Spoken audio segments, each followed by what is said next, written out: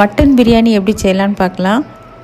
குக்கரில் 1/2 kilo mutton, 1 teaspoon ginger garlic paste, உப்பு மஞ்சள் சேர்த்து கொஞ்சமாக தண்ணி ஆட் பண்ணி குக்கரை மூடி 4 விசில் வரது வரை வைக்கணும்.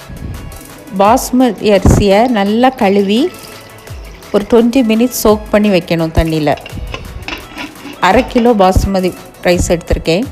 20 நிமிஷம் சோக்கானவுடன் அதை அப்படி வடித்து வைக்கணும் ஒரு அரிப்பில்.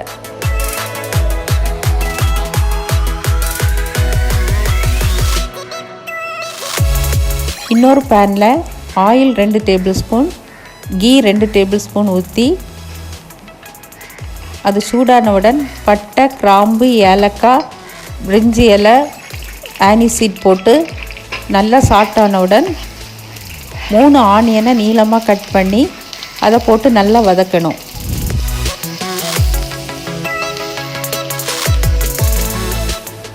அது வதங்கினவுடன் ginger garlic paste 2 tablespoon add பண்ணணும்.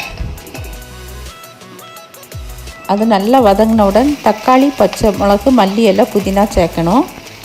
1 தக்காளி, 4 பச்சை மிளகு, புதினா, மல்லி இலை 1 கைப்பிடி அளவு. கொஞ்சமாக உப்பு ஆட் பண்ணணும். அப்புறம் மசாலாஸ் ஆட் பண்ணணும்.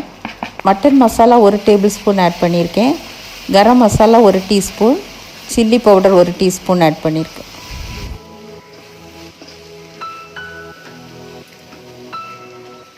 அது நல்லா வதங்கினவுடன் தயிர் சேர்க்கணும்.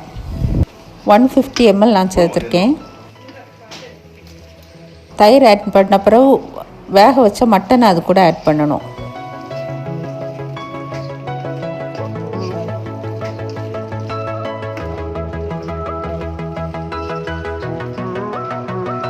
மட்டன் நல்லா அது கூட மிக்ஸ் ஆகி வந்தவுடன் அதை ஆஃப் பண்ணிடணும். ஒரு குக்கரில் மட்டன் வேக வச்சதில் அந்த தண்ணி இருக்கும், அதை அளந்து எடுத்துட்டு அது போக மீதிக்கு தண்ணி சேர்க்கணும். மொத்தமாக 8 கப்பு. அது நல்லா கொதித்தவுடன் அரிசியும் அந்த மசாலா மட்டன் எல்லாம் சேர்ந்ததையும் ஆட் பண்ணணும். அது கூட குக்கரை மூடி போட்டு 2 விசில் வரது வச்சு இறக்கணும்.